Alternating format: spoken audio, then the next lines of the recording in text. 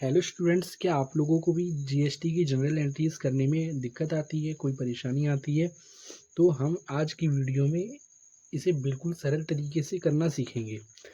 तो चलिए, आज है डे 6 जिसमें हम पढ़ेंगे जीएसटी की जनरल एंट्रीज। सबसे पहले हमें ये समझना है जीएसटी होता क्या है। जीएसटी यानी कि गुड्स एंड सर्विस टैक्स, यानी कि जब भी हम कोई सर्विस या कोई गुड का हम मान लीजिए खरीदते या बेचते हैं तो उस पर लगने वाला जो टैक्स होता है उसे ही हम जीएसटी कहते हैं। जीएसटी टोटल 3 प्रकार के होते हैं। पहले इंडिया में बहुत तरीके के जीएसटी होते थे, लेकिन अब टोटल 3 जीएसटी कर दिए। सीजीएसटी, एसजीएसटी और आईजीएसटी। सी यानी सेंट्रल, एस यानी स्टेट, आई यानी इंटरनल, मतलब कि इंटरनेशनल, ऐसे सॉरी इंटरनेशनल। तो इसमें क्या होता है, सबसे पहले हम आज की वीडियो में हम सीजीएसटी और एसजीएसटी की बात करेंगे। इसमें क्या होता है, सबसे पहले हम देखते हैं। यहाँ पे हमने एक क्वेश्चन लिख रखा है, गुड परचेज फॉर कैश 10,000। यानी कि हमने जो गुड है उसको हमने 10,000 रुपये में खरीदा है, जिसपे हमारा सीजीएसटी लगा है 6% और एसजीएसटी भी लगा है हमारा 6%। तो इसकी जो एंट्री होगी वो कैसे पास होगी? जाहिर सी बात है, अभी आप लोगों को इसमें समझ भी कुछ नहीं आएगा, लेकिन कुछ ही मिनटों में अभी मैं आपको समझा दूंगा। जैसे कि ये देखिए, यहाँ पे मैंने एक रूल लिखा है, इनपुट जीएसटी डेबिट। इसका मतलब क्या है? इसका मतलब ये है, इनपुट का यानी जब भी हम कोई सामान खरीदेंगे तो उस पर इनपुट जीएसटी लगेगा, यानी कि खरीदने पर हमें टैक्स देना पड़ता है। समझे बात को? इनपुट जीएसटी यानी खरीदते वक्त जब भी हम कोई सामान खरीदेंगे या परचेज करेंगे तो जो हमें टैक्स देना पड़ता है, उस टैक्स की बात होती है इसमें। और उस टैक्स को हम क्या करते हैं, हमेशा उस टैक्स को हम हमेशा डेबिट करते हैं। एक और होता है आउटपुट जीएसटी। इनपुट यानी खरीदते वक्त हमें जो टैक्स सामने वाले को देना है।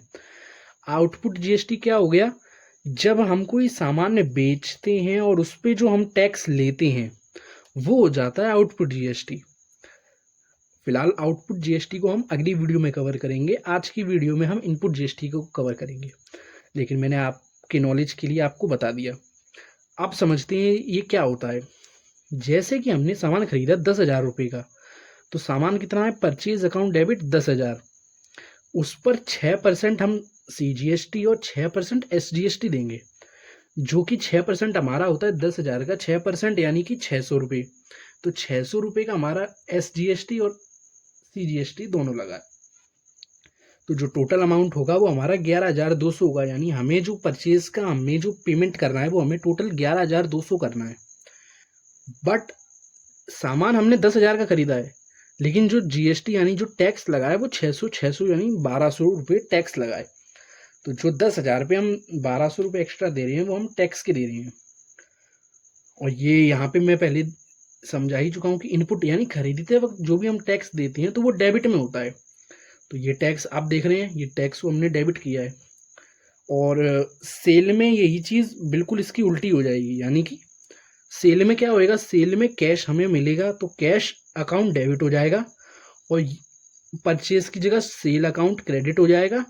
इनपुट सीजीएसटी और इनपुट एसजीएसटी को भी हम क्रेडिट कर देंगे। इसमें हमें ज़्यादा कोई दिक्कत नहीं आएगी। बस हमें ये समझना है कि इनपुट जीएसटी यानी जब हम कुछ खरीदेंगे और खरीदेंगे तो डेबिट होगा। जाहिर सी बात है, कोई सामान हम खरीदते हैं तो वो डेबिट होगा, तो टैक्स भी हमारा डेबिट होगा। आउटपुट जीएसटी यानी जब भी हम कोई सामान बेचते हैं उस पर हमें जो टैक्स मिलता है, यानी कि हमें जो टैक्स हम लेते हैं ताकि हम सरकार को दे सकें, तो उस पर हमें उस आउटपुट जीएसटी वाले टैक्स को हमें क्रेडिट करना होता है। चलिए फ्रेंड्स, आज की वीडियो में हमने बहुत ही बेहतरीन टॉपिक को समझा है। आशा है आप लोग कल आएंगे आउटपुट जीएसटी को समझने के लिए। Thank you.